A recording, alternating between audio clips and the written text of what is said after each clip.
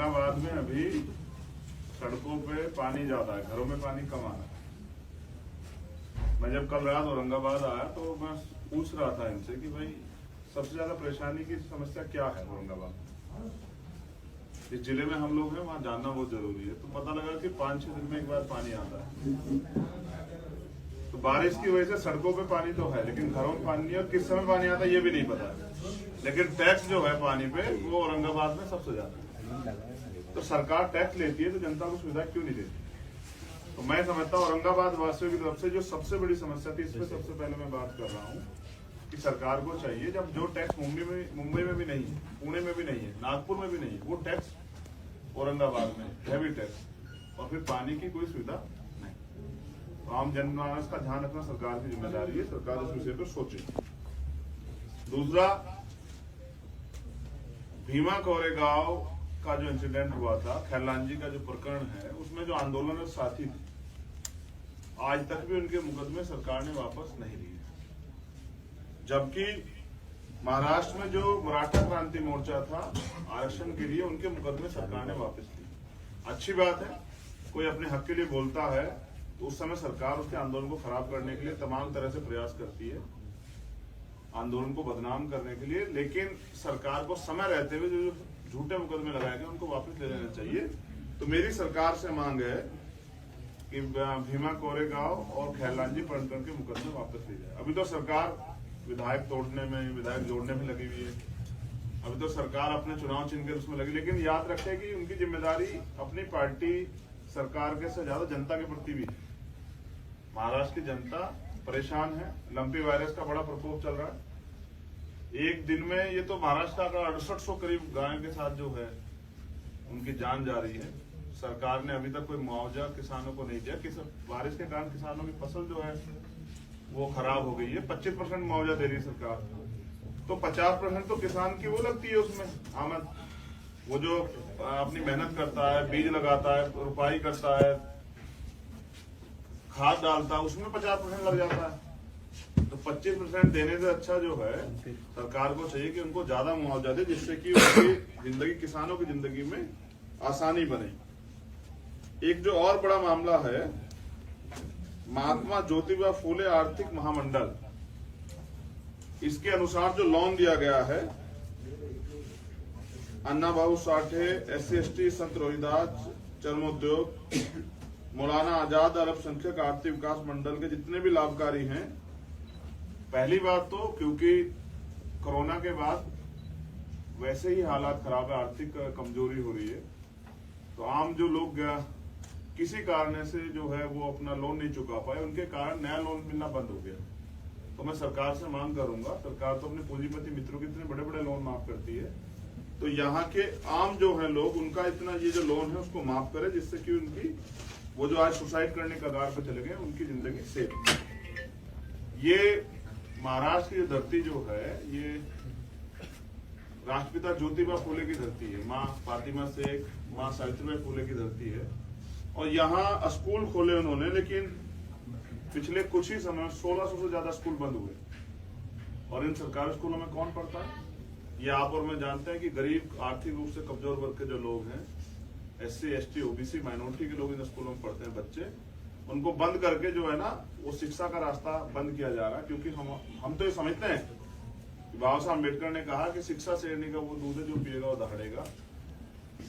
अगर शिक्षा के दरवाजे बंद हो जाएंगे तो हम लोग तरक्की कैसे करेंगे? हम पे तो शिक्षा एक ऐसा हथियार है, क्योंकि सरकार हमें लोन भी नहीं देती, हम पे रोजगार भी नहीं है, नौकरियां भी इतनी पर्याप्त नहीं है, तो हम शिक्षा के द्वारा पढ़ के छोटे मोटे बिजनेस करके, प्राइवेट काम करके आगे बढ़ रहे हैं। सरकार उसके रास्ते को बंद कर रही है, ये खतरनाक है। ये एक सोची समझी साजिश लगती है, जिससे कि गरीब शोषित वर्ग के बच्चे जो पढ़ ना पाए। एक और बड़ा इशू है, डॉक्टर बाबा साहब अम्बेडकर रिसर्च सेंटर जो है, उसके जो PhD धारक है, मैं मांग करता हूं कि उनको सभी को फेलोशिप दी जाए, जिससे कि वो बच्चे पढ़ लिख के महाराष्ट्र के लिए योगदान दे, देश के लिए योगदान दे और दुनिया में महाराष्ट्र का नाम रोशन करे।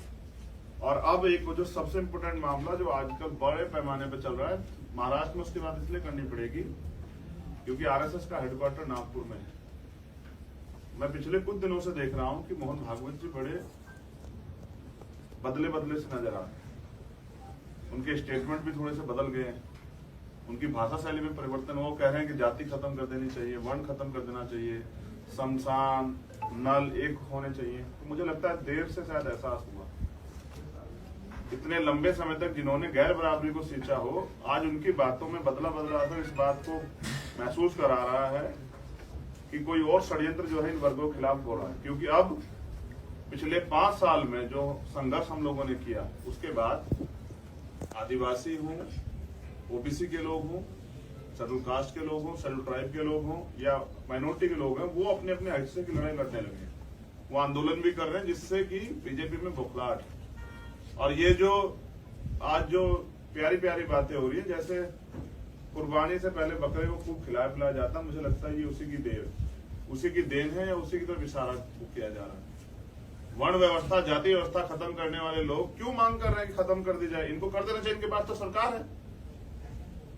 जब ये हिंदू एकता की बात करते हैं तो इनके पास तो केंद्र की सरकार, स्टेट की सरकार, क्यों नहीं खत्म कर देते?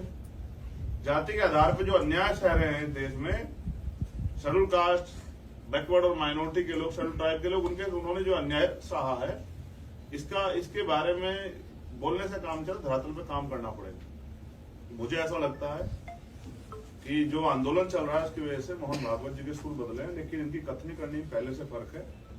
ये जो आज इस तरह की बातें कर रहे हैं वो इसलिए कर रहे हैं क्योंकि जनता का दबाव है, लोग खड़े हो रहे हैं अपनी लड़ाई के लिए। और मुझे उम्मीद है कि जो डॉक्टर बाबा साहब अम्बेडकर ने कहा कि 21वीं सदी हमारी, कमजोर लोग जो है अपनी ताकत का एहसास कर रहे हैं और बहुत जल्द जो है बाबा साहब अम्बेडकर के आदर्शों पे, उनके सपनों पर आधारित भारत की तरफ हम लोग बढ़ रहे हैं। संघर्ष जारी है।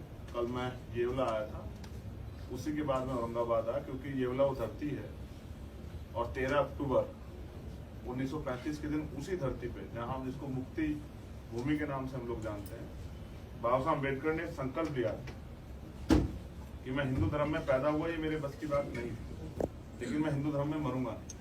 और फिर आज के दिन 14 अक्टूबर को, वैसे वो तिथि विजयदशमी की, लेकिन आज के दिन तिथि के हिसाब से 14 अक्टूबर 1956 को बाबा साहब ने बौद्ध धर्म की दीक्षा ली। तो पूरे देशवासियों को भी धम्म चक्र परिवर्तन दिवस की हार्दिक बधाई, और मीडिया बंधुओं को भी।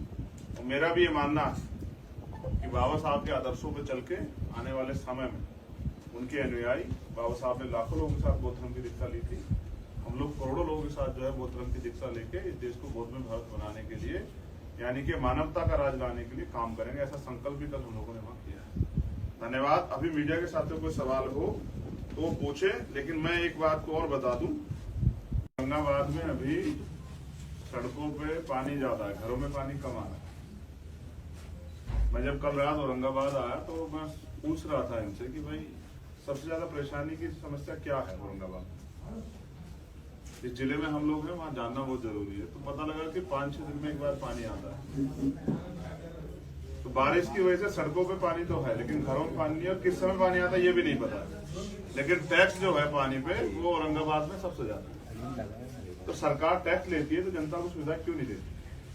तो मैं समझता हूँ औरंगाबाद वासियों की तरफ से जो सबसे बड़ी समस्या थी, इस पर सबसे पहले मैं बात कर रहा हूँ कि सरकार को चाहिए, जब जो टैक्स मुंबई में भी नहीं है, पुणे में भी नहीं है, नागपुर में भी नहीं है, वो टैक्स औरंगाबाद में हैवी टैक्स, और फिर पानी की कोई सुविधा नहीं। तो आम जनमानस का ध्यान रखना सरकार की जिम्मेदारी है, सरकार इस विषय पर सोचे। दूसरा, भीमा कोरेगांव का जो इंसिडेंट हुआ था, खैरलांजी का जो प्रकरण है, उसमें जो आंदोलन साथी थे, आज तक भी उनके मुकदमे सरकार ने वापस नहीं लिए। जबकि महाराष्ट्र में जो मराठा क्रांति मोर्चा था आरक्षण के लिए, उनके मुकदमे सरकार ने वापस लिए। अच्छी बात है, कोई अपने हक के लिए बोलता है तो उस समय सरकार उसके आंदोलन को खराब करने के लिए तमाम तरह से प्रयास करती है, आंदोलन को बदनाम करने के लिए। लेकिन सरकार को समय रहते हुए जो झूठे मुकदमे लगाए गए उनको वापस ले लेना चाहिए। तो मेरी सरकार से मांग है कि भीमा कोरेगांव और खैरलांजी प्रकरण के मुकदमे वापस ले जाए। अभी तो सरकार विधायक तोड़ने में, विधायक जोड़ने में लगी हुई है। अभी तो सरकार अपने चुनाव चिन्ह के उसमें लगी, लेकिन याद रखें कि उनकी जिम्मेदारी अपनी पार्टी सरकार के से ज्यादा जनता के प्रति भी है। महाराष्ट्र की जनता परेशान है, लंपी वायरस का बड़ा प्रकोप चल रहा है। एक दिन में ये तो महाराष्ट्र का 6800 करीब गायों के साथ जो है उनकी जान जा रही है। सरकार ने अभी तक कोई मुआवजा किसानों को नहीं दिया। बारिश के कारण किसानों की फसल जो है वो खराब हो गई है। 25% मुआवजा दे रही है सरकार, तो 50% तो किसान की वो लगती है उसमें आमद। वो जो अपनी मेहनत करता है, बीज लगाता है, रुपाई करता है, खाद डालता है, उसमें 50% लग जाता है। तो 25% देने से अच्छा जो है सरकार को चाहिए कि उनको ज्यादा मुआवजा दे, जिससे कि उनकी जिंदगी, किसानों की जिंदगी में आसानी बने। एक जो और बड़ा मामला है, महात्मा ज्योतिबा फूले आर्थिक महामंडल, इसके अनुसार जो लोन दिया गया है, अन्ना बाबू साठे, SC/ST, संत रोहिदास, चर्मोद्योग, मौलाना आजाद अल्पसंख्यक आर्थिक विकास मंडल के जितने भी लाभकारी हैं, पहली बात तो क्योंकि कोरोना के बाद वैसे ही हालात खराब है, आर्थिक कमजोरी हो रही है, तो आम जो लोग किसी कारण से जो है वो अपना लोन नहीं चुका पाए, उनके कारण नया लोन मिलना बंद हो गया। तो मैं सरकार से मांग करूंगा, सरकार तो अपने पूंजीपति मित्रों के इतने बड़े बड़े लोन माफ करती है, तो यहाँ के आम जो है लोग, उनका इतना ये जो लोन है उसको माफ करे, जिससे कि उनकी वो जो आज सुसाइड करने के कगार पे चले गए, उनकी जिंदगी सेफ। ये महाराष्ट्र की जो धरती जो है, ये राष्ट्रपिता ज्योतिबा फूले की धरती है, माँ फातिमा शेख, माँ सावित्रीबाई फूले की धरती है। और यहाँ स्कूल खोले उन्होंने, लेकिन पिछले कुछ ही समय 1600 से ज्यादा स्कूल बंद हुए। और इन सरकारी स्कूलों में कौन पढ़ता है? ये आप और मैं जानते हैं कि गरीब, आर्थिक रूप से कमजोर वर्ग के जो लोग हैं, SC/ST, OBC, माइनॉरिटी के लोग इन स्कूलों में पढ़ते हैं बच्चे, उनको बंद करके जो है ना वो शिक्षा का रास्ता बंद किया जा रहा है। क्योंकि हम तो ये समझते हैं कि बाबा साहब अम्बेडकर ने कहा कि शिक्षा शेरनी का वो दूध है जो पिएगा वो दहाड़ेगा। अगर शिक्षा के दरवाजे बंद हो जाएंगे तो हम लोग तरक्की कैसे करेंगे? हम पे तो शिक्षा एक ऐसा हथियार है, क्योंकि सरकार हमें लोन भी नहीं देती, हम पे रोजगार भी नहीं है, नौकरियां भी इतनी पर्याप्त नहीं है, तो हम शिक्षा के द्वारा पढ़ के छोटे छोटे बिजनेस करके, प्राइवेट काम करके आगे बढ़ रहे हैं। सरकार उसके रास्ते को बंद कर रही है, ये खतरनाक है। ये सोची समझी साजिश लगती है, जिससे कि गरीब शोषित वर्ग के बच्चे जो पढ़ ना पाए। एक और बड़ा इशू है, डॉक्टर बाबा साहब अम्बेडकर रिसर्च सेंटर जो है, उसके जो PhD धारक है, मैं मांग करता हूं कि उनको सभी को फेलोशिप दी जाए, जिससे कि वो बच्चे पढ़ लिख के महाराष्ट्र के लिए योगदान दे, देश के लिए योगदान दे और दुनिया में महाराष्ट्र का नाम रोशन करे। और अब एक जो सबसे इम्पोर्टेंट मामला जो आजकल बड़े पैमाने पर चल रहा है महाराष्ट्र में, उसकी बात इसलिए करनी पड़ेगी क्योंकि RSS का हेडक्वार्टर नागपुर में है। मैं पिछले कुछ दिनों से देख रहा हूं कि मोहन भागवत जी बड़े बदले बदले से नजर आ रहे हैं। उनके स्टेटमेंट भी थोड़े से बदल गए हैं, उनकी भाषा शैली में परिवर्तन। वो कह रहे हैं कि जाति खत्म कर देनी चाहिए, वर्ण खत्म कर देना चाहिए, शमशान नल एक होने चाहिए। तो मुझे लगता है देर से शायद एहसास हुआ, इतने लंबे समय तक जिन्होंने गैर बराबरी को सींचा हो, आज उनकी बातों में बदला असर इस बात को महसूस करा रहा है कि कोई और षड्यंत्र जो है इन वर्गों के खिलाफ हो रहा है। क्योंकि अब पिछले 5 साल में जो संघर्ष हम लोगों ने किया, उसके बाद आदिवासी हों, OBC के लोग हों, शेड्यूल कास्ट के लोग हों, शेड्यूल ट्राइब के लोग हों या माइनॉरिटी के लोग हैं, वो अपने अपने हिस्से की लड़ाई लड़ने लगे हैं। वो आंदोलन भी कर रहे हैं, जिससे कि बीजेपी में बौखलाहट। और ये जो आज जो प्यारी प्यारी बातें हो रही है, जैसे कुर्बानी से पहले बकरे को खूब खिलाया पिलाया जाता, मुझे लगता है ये उसी की देन है या उसी की तरफ इशारा किया जा रहा है। वर्ण व्यवस्था, जाति व्यवस्था खत्म करने वाले लोग क्यों मांग कर रहे हैं कि खत्म कर दी जाए? इनको कर देना चाहिए, इनके पास तो सरकार है। जब ये हिंदू एकता की बात करते हैं तो इनके पास तो केंद्र की सरकार, स्टेट की सरकार, क्यों नहीं खत्म कर देते? जाति के आधार पर जो अन्याय सह रहे हैं देश में, शेड्यूल कास्ट, बैकवर्ड और माइनॉरिटी के लोग, शेड्यूल ट्राइब के लोग, उन्होंने जो अन्याय सहा है, इसके बारे में बोलने से काम चल, धरातल पे काम करना पड़ेगा। मुझे ऐसा लगता है कि जो आंदोलन चल रहा है उसकी वजह से मोहन भागवत जी के सुर बदले हैं, लेकिन इनकी कथनी करनी पहले से फर्क है। ये जो आज इस तरह की बातें कर रहे हैं वो इसलिए कर रहे हैं क्योंकि जनता का दबाव है, लोग खड़े हो रहे हैं अपनी लड़ाई के लिए। और मुझे उम्मीद है कि जो डॉक्टर बाबा साहब अम्बेडकर ने कहा कि 21वीं सदी हमारी, कमजोर लोग जो है अपनी ताकत का एहसास कर रहे हैं और बहुत जल्द जो है बाबा साहब अम्बेडकर के आदर्शों पे, उनके सपनों पर आधारित भारत की तरफ हम लोग बढ़ रहे हैं।